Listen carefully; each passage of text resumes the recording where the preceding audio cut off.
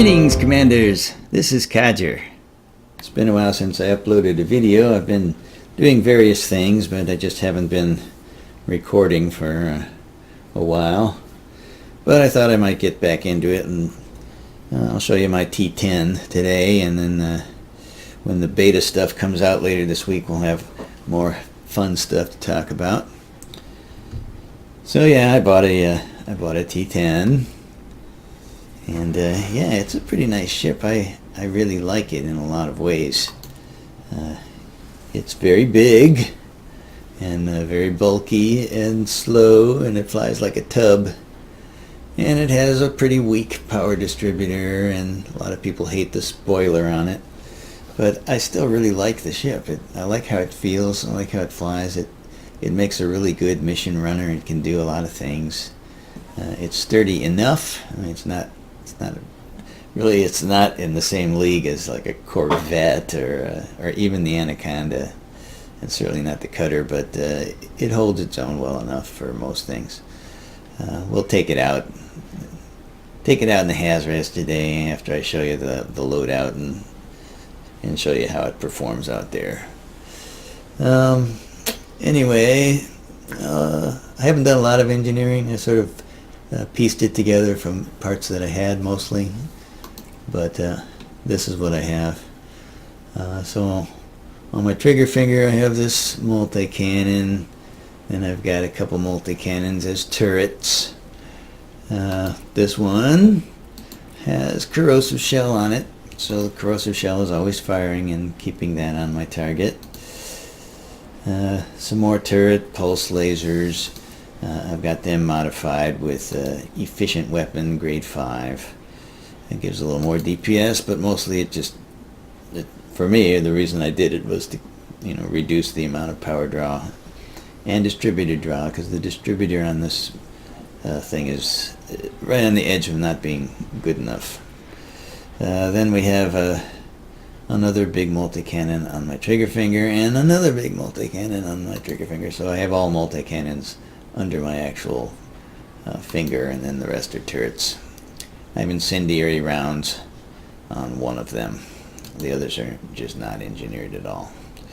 And then a couple pulse laser turrets on the very back there. Also both efficient grade 5s. It's an easy one to do, so there, that's all I've got, but it's got enough firepower for anything I ever do with it. Utility mount wise, it's mostly shield boosters. I've gone with almost all E size shield boosters except for one of them, because they're light and they don't draw much power. So I'm using them for a resistance booster. This is a resistance booster. Then I've got the 1A booster is heavy duty, and then another resistance booster for size E, and then a couple, let's see, 1, 2, 3, 3 heavy duty E's. So what you get when you do a heavy duty mod on an E booster is you get a smaller, lighter booster, uses less power but has more boost than a stock A class. The A class will do 20%, and the E, when it's engineered, will do 34. You can see this one's 34, this one's 32.6, that one's 34.2. And a little bit of resistances can sometimes happen, like I got a little kinetic resistance there. So I like them for that reason. Try to keep my jump range up a bit. This ship doesn't have the greatest jump range, but it's reasonably good. I mean, you can see we'll see what my internals are later, but I've got about a 29 light year range with all this stuff that I'm carrying. This is a multi-role loadout. So, yeah, the core internals, the lightweight alloys I kept, but I did go to Selene Jean and get a boost on them, so I've got an additional 60% hull boost on there. And the hull is pretty tough on this ship anyway. So that's good enough for me. I'm only using a 6A power plant because it's much lighter. I had to overcharge it, just grade 1, overcharge it to give enough juice for running everything. But it runs nice and cool, and it's, like I said, a huge weight savings over the 8. For the thrusters, again, I put in 7Ds for weight reasons. They are overcharged, grade 5 overcharged, dirty drive. Not the best roll, but okay. This ship doesn't have amazing handling anyway, but even with 7As, it would only be like 1 degree per second difference or less on the pitch, roll, and yaw, and a little bit of more boost. It just didn't matter on this ship, and I wanted jump range, so I'm using Ds. And of course on the frameshift drive, I use the full 7A. I want as much jump range as I can get. Did a few rolls there. What did I get? 50.2% increase there, so that's fine. Then I'm just using crappy life support. The power distributor, being only class 6, is wimpy for this ship. They should have given us a better one, but that's what they gave us, so there we are. I did a lot of rolls on this to get a charge enhanced roll that was pretty good. So I've got 40.6% increase in all my recharge rates, and only a 13.9% decrease in capacity, so no problems with boosting or anything like that. And that made things better. I mean, once I got that roll on there, the distributor became okay. It's still not amazing, but it's good enough. Like I say, this is my multi-roll build, so it's got a bunch of stuff in there. I'm using the 8C biweaves. I do have a grade 5 thermal resist on those. And then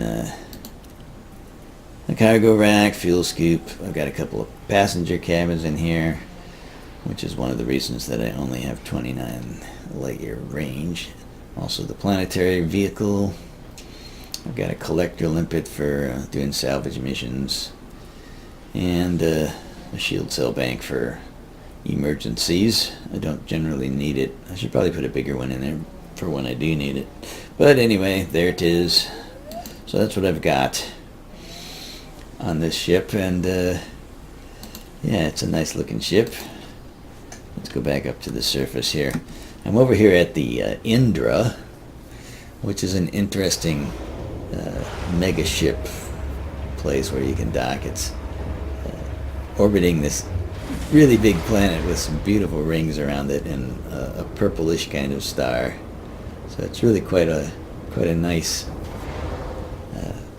place. I mean, it's just the views are really nice here, and it's quite spectacular to come in to land here, because you have to sort of skirt through the rings and then down past the rings are, I don't know if we can see them here, can we? No, you can't really see them. We're edge onto them, that's why. Anyway, this is where I'm at. There is a HAS-RES in the system, so I figured I would just go over there and show you the T10 in slow motion action, the way that I fight with it, which is pretty slow motion. But I have fun with it. Like I say, it's not really a hefty combat ship. I wouldn't want to take on like a wing of 3 or something with this.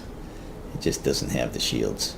But for anything else, it's fine. So let's go off and I'll show you what I mean.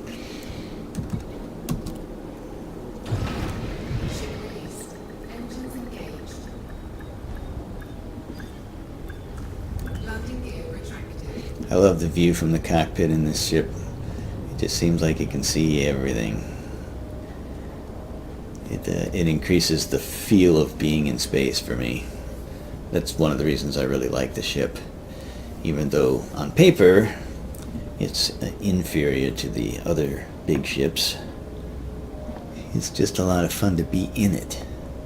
And that's important too. Alright, I'll be back once I get over the HAS-RES. And there it is. Hazardous res site. With a very scary looking planet. So black. Looks like Devil's Planet.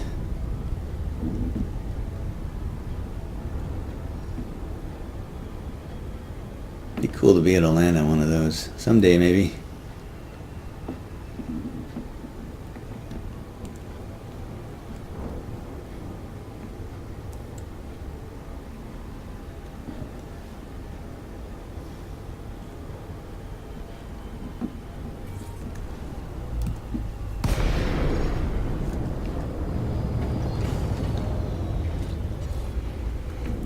Alright, here we are.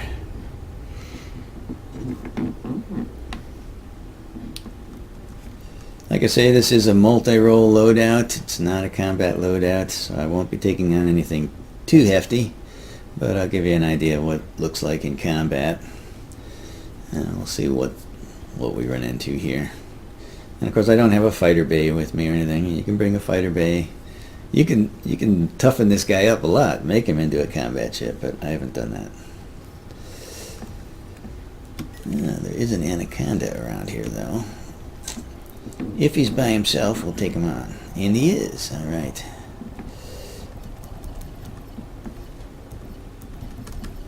We'll have to see what happens with him.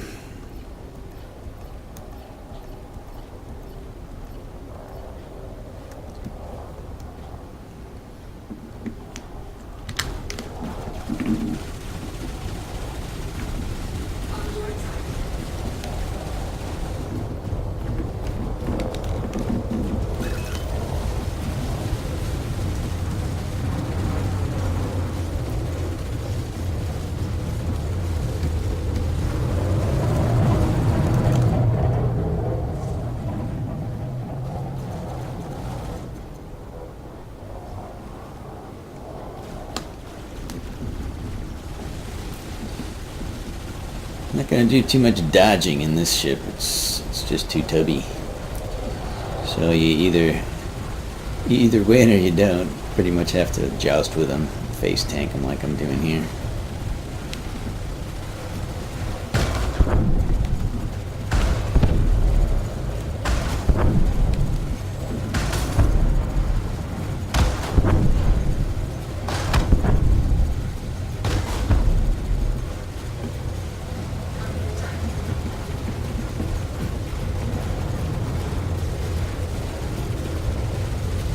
Very slow motion battle, but there you go.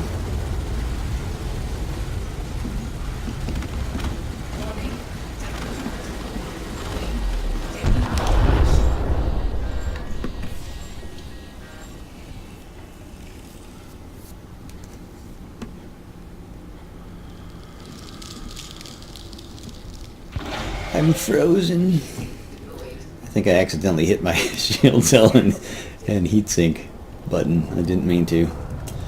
Oh well. Anyway, that was that. What is this guy doing?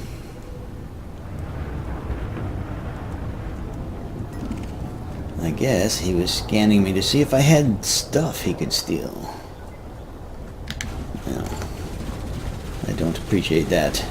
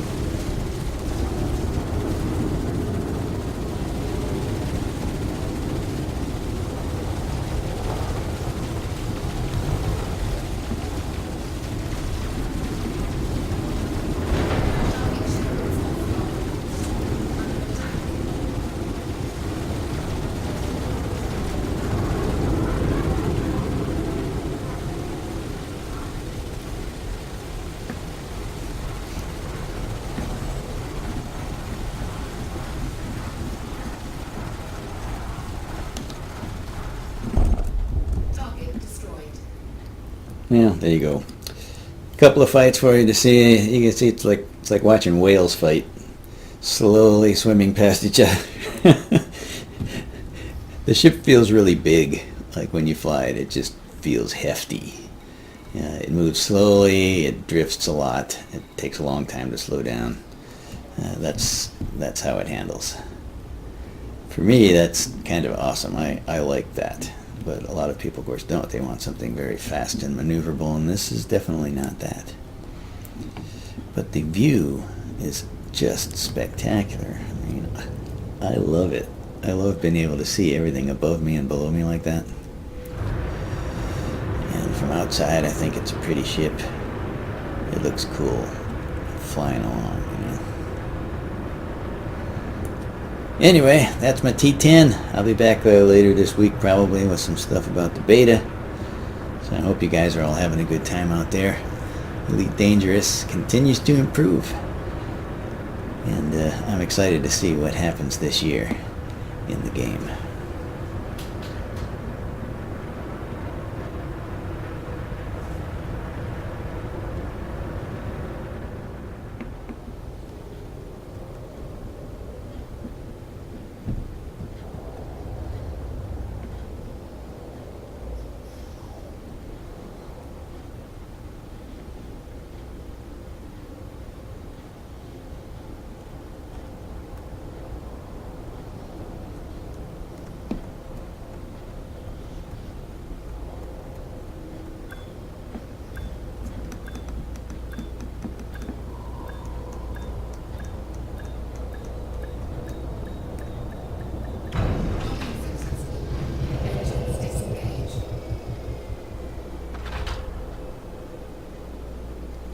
And there we are, back at the Indra. Now we can turn in our coupled bonds. I didn't kill hardly anything, but then there we are. We're rich for our 2 kills. All right, thanks for watching, everybody. And I will see you next time.